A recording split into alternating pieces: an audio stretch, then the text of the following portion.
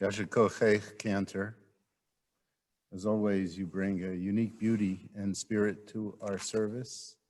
Yashikoach, Rabbi Englander, your introductions, your words were not only spot on, but very, very meaningful and very appropriate. Yashikoach to Joe Fuchs, thank you as always for being our Bal Kore. And Ruth, you read very, very beautiful. Welcome everybody. It's good to be together.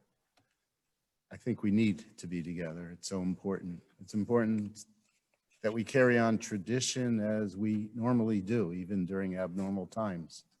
That roots us, that grounds us, and that's very, very meaningful. It's important that we're together to be able to experience and to sing with some joy during times that feel challenging. That's very important. And then it's also important for us to reflect a little bit on where we are, who we are, what we're about, who we can be. The world, and specifically this nation, leaves me very few options as to what to speak about today, as you might imagine. Almost all of us feel personally violated. The place that we could refer to as the Makom Kodesh of the United States of America was violated, stormed by the lawless and by those who hate. It was prompted by a president who is untrustworthy and worse, a man who showed that when he could not win it all, desired to destroy it all. But that building, that place, represents America, as Rabbi Englander said, as an idea and its highest values. It articulates them and allows them to be lived out through law and justice, and that too was desecrated. The center of governance where we proudly have witnessed very important debates and disagreements, but where leaders and statesmen and spokespeople have been able to come together to preserve our union and our highest ideals has been scarred, and that scar will last forever. But somehow I, and perhaps you too, wasn't surprised by what I saw. I certainly felt shocked.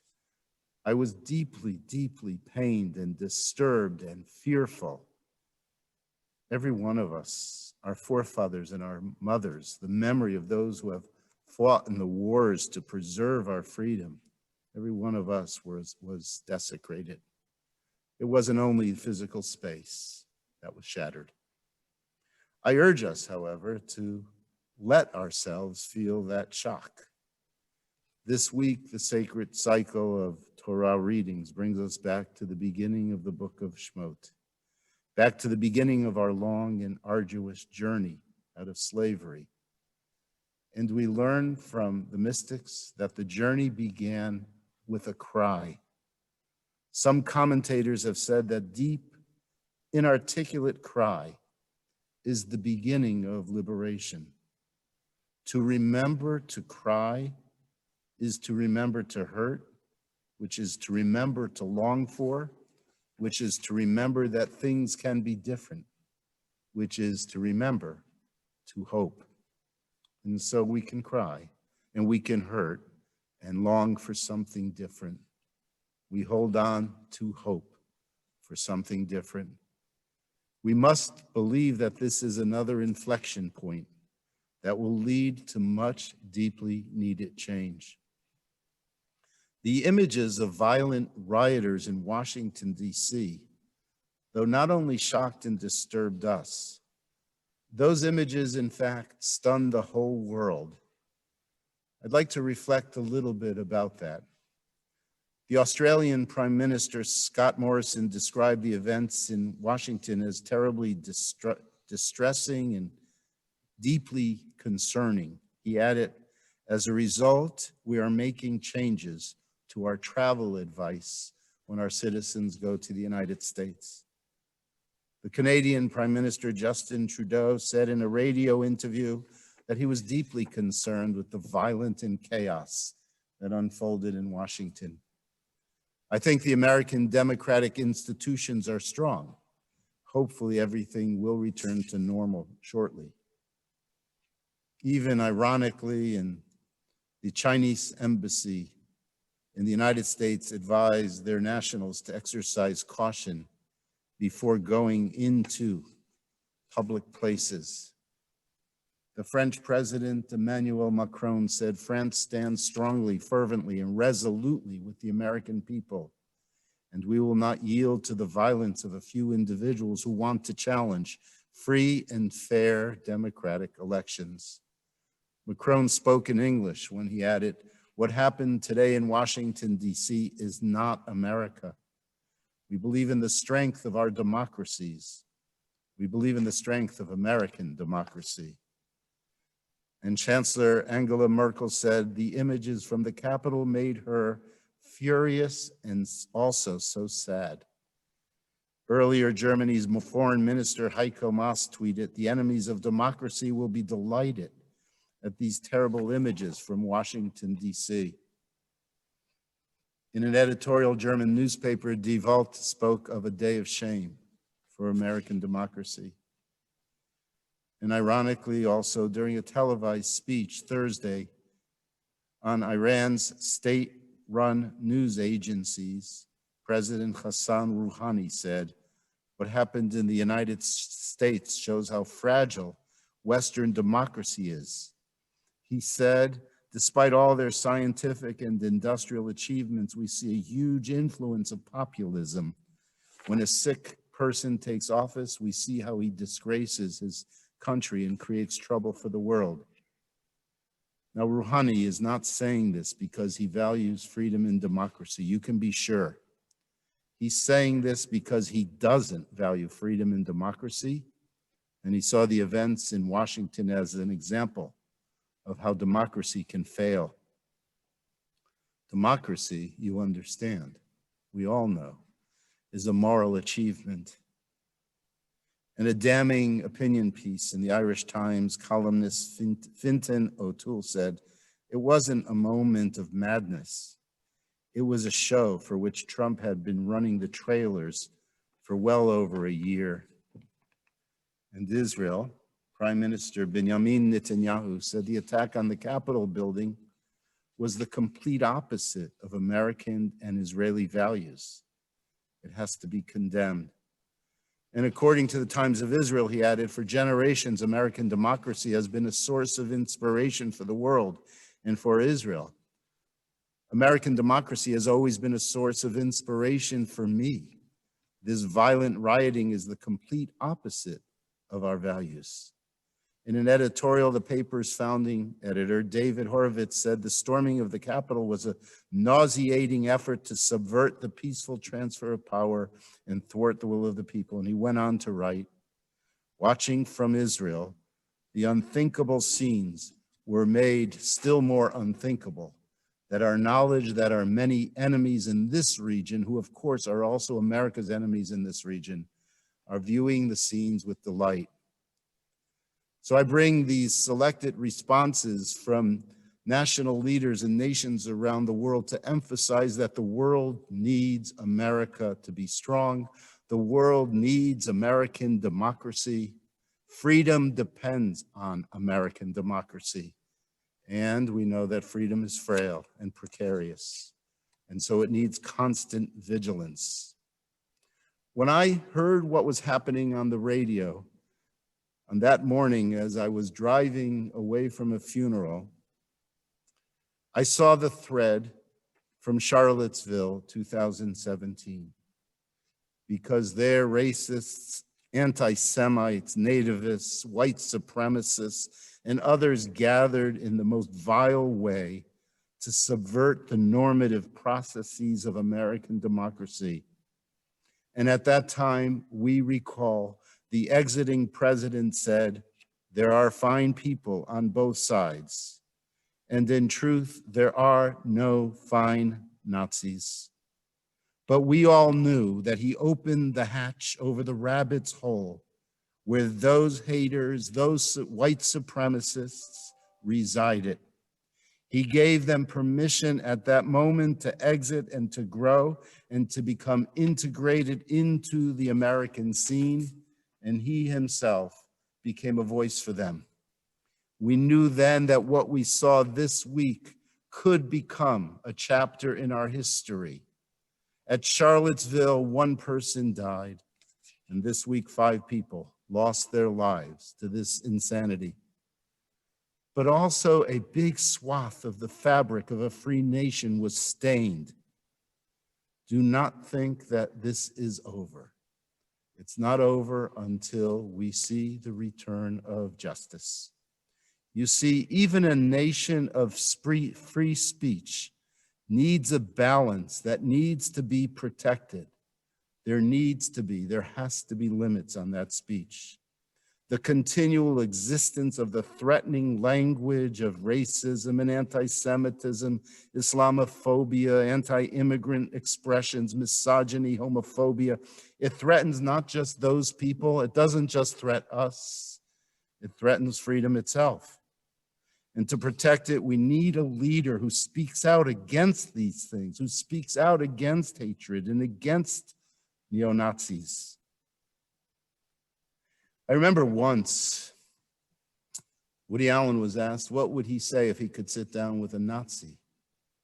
And he scoffed at the question. He said, you don't sit down with Nazis. You don't speak with them. Again and again, we've heard about some very good people on both sides. You heard it just this week. So combined with an open, free press, news outlets, and the internet, we've seen a meteoric rise in hate groups and conspiracy theories and people who believe the lies. To this very day, we know so many people believe that this election was not free, not fair, and what we learned was not true. The president used the lies in order to create chaos.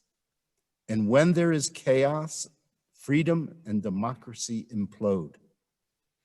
I know that I've been speaking about the lies for years. And there are many lessons. I certainly don't know all the lessons. None of us do. We're beginning to understand some of them, and more will be learned in the days ahead. One is that we need people and leaders. One is that we have to understand that when we have to listen to people and leaders when they speak. The exiting president told us a long time ago that he would destroy the institutions of freedom. Some wanted to interpret the words to mean that he wanted to get rid of bureaucracy. Or so many said, don't listen to the words, watch the economy. Look at your taxes. Look at the stock market. And if those matter more than freedom and democracy, then he's your man. The code language of draining the swamp did not take Rashi to interpret. Neither did the indicators that were given to the hate groups as recently as Wednesday. Eventually, his words to follow him to the Capitol, terrorize our lawgivers, desecrate our sacred institution were simply too much. Words matter. And perhaps the words of leaders matter a great deal more than words which are said in private. Truth matters. Lies spread viruses. The virus of hatred and racism and anti-Semitism. The virus that comes from megalomania. Even the virus of COVID was spread because of lies to a much greater extent than it needed to be. One of the lessons of history that we can teach the world based on the rise of fascism and the destruction of European Jewry is that it began with little lies, pamphlets that were written, Mein Kampf, rumors that were spread about who Jews were and what Jews did. Lies then lead to turmoil and chaos and violence, and that becomes the fertile ground for fascism. Our government still has senators and congressmen living with the lie of a stolen or rigged election.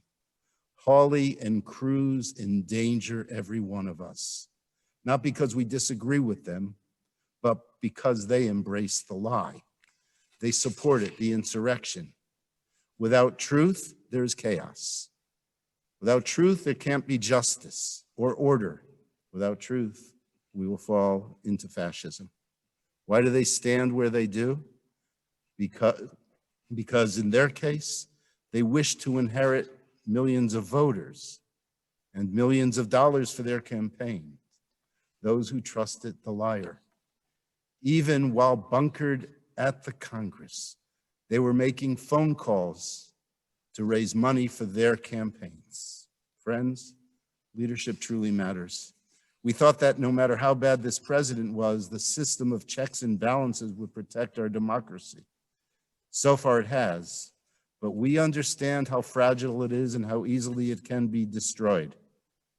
Just by a narrow margin and the decisions of some courts that acted with integrity, just a few votes. We ask ourselves, are people so easily swayed so they fell into the trap? How did it happen? And I think there were a number of reasons, some of which our own members of our own families fell into. They would say, and I heard this over and again, "Oh, Rabbi, don't take him literally," they would say. But they took him seriously. And they would point out to the economic promise. And they would point out the promise of a powerful leader. And you would see the simplification of issues, no nuances. This person is bad. This person is worthless. This person is evil. You can't trust the press. The news is fake. I love Israel. And so we gave Russia a pass, and we found other scapegoats. And now we're paying a very severe price. But so many didn't scratch deeply enough or refused to hear what it is that they did not want to hear. Words matter. Character matters. Truth is essential. And then this goes to another great challenge of our time, and it's evident and it's threatening us right now. And it has to do with the narratives that are carried by cable news outlets and by the internet. We as individuals can be pawns. And unless we wisen up, can be back in the same place. Conspiracy theories are typically mistruths, which are repeated over and over and over again. And when you hear something enough, you begin to find a kernel of truth, and then you begin to believe it. Do you know what Pizzagate was? We hear that a lot. Pizzagate was a conspiracy theory that was started by QAnon, which stated that the Clintons and the Jews are pedophiles. And below this particular pizza place in Washington, D.C., they were abusing children.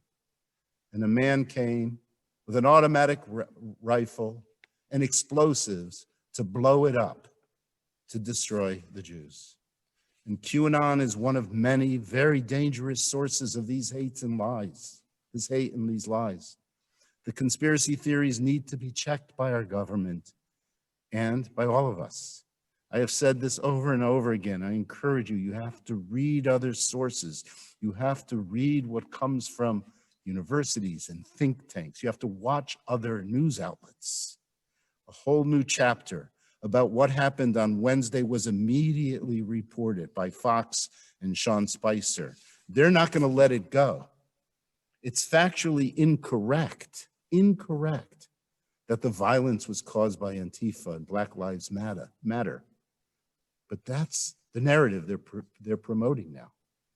It was a total whitewash. It's a distortion of truth. But if you hear it over and over and over again, you begin to believe that there may be a kernel of truth in it. All looting and rioting is bad. But there's a difference between the violence to overthrow a government and looting and lawlessness.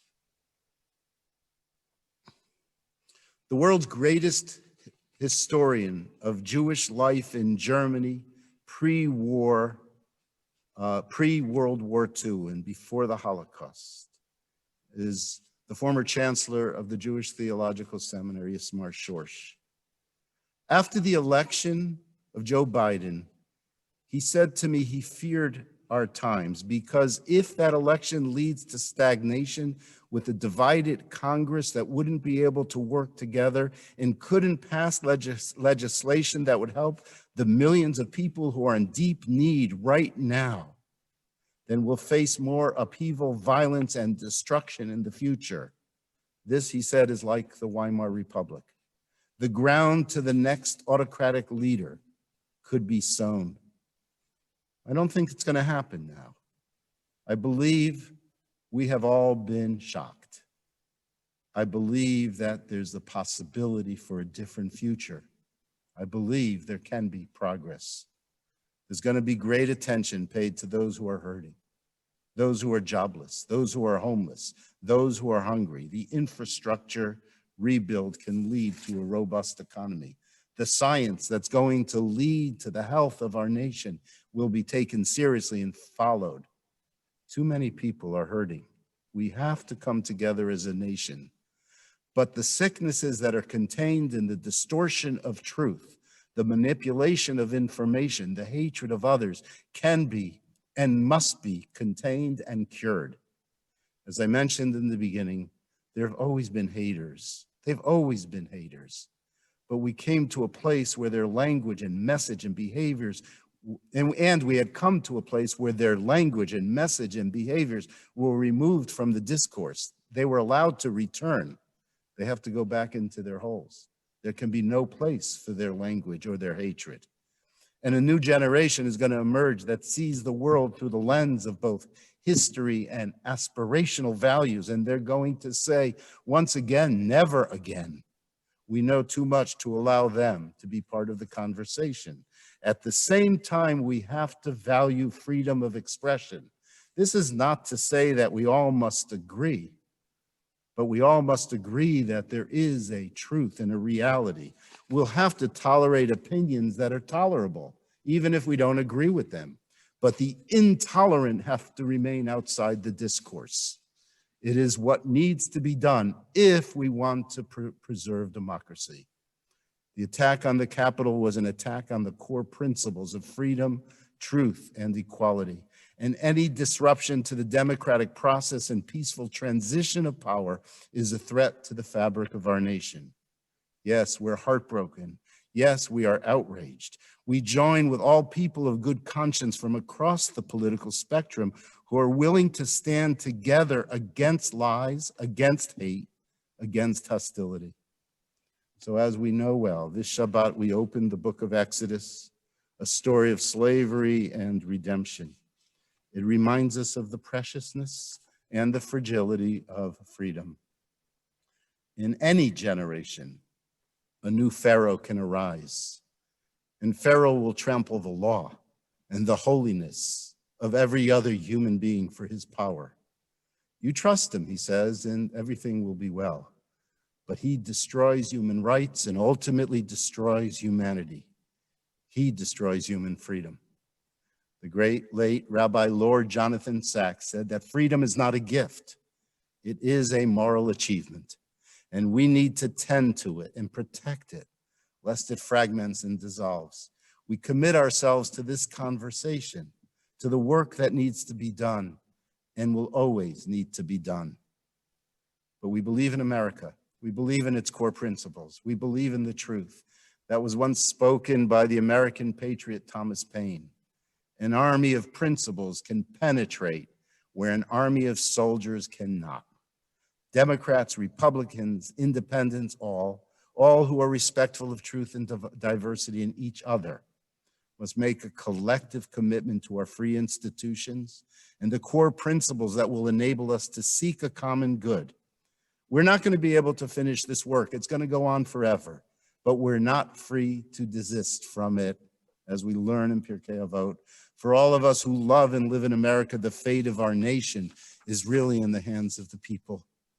This Shabbat, let us resolve in hope, prayer, and action that to be part of those who restore civility and strengthen the bonds that unite us. Let us commit ourselves to the ongoing work of justice. We want our children to be proud of this great nation and to join us and the past with the future, with future generations, knowing that America has a unique place in this world. It could be lost, but we will do everything in our hands to preserve this great nation and all that it represents. God bless you, as the politicians say. God bless America, as we all say. Shabbat Shalom. Amen. Yasher koach, Rabbi. Thank you. Page 150.